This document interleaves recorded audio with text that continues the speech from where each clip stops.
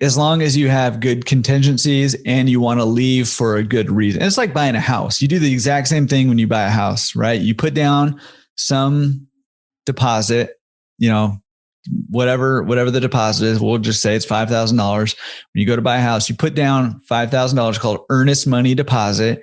And that's just so you don't get cold feet and bail and the seller doesn't get anything.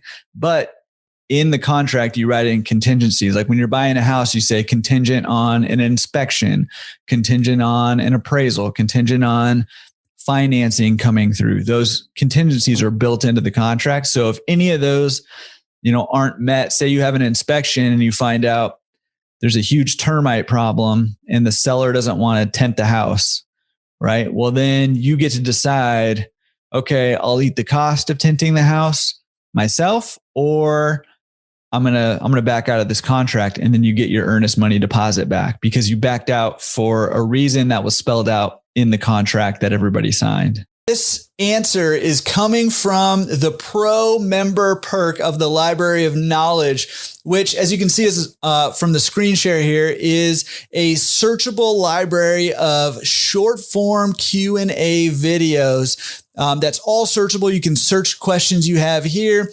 You can also filter by category. So if you're looking at buying a laundromat, if you're doing due diligence, financing, if you just need to be inspired or whatever the case may be, pickup and delivery, there's more and more coming every single week. So this is one of the videos out of the Library of Knowledge, which again is just a huge database of short form videos, usually 1 to 3 or 4 minutes long, answering specific questions concisely and in a way that's going to help you level up your business or get into the business the right way the first time.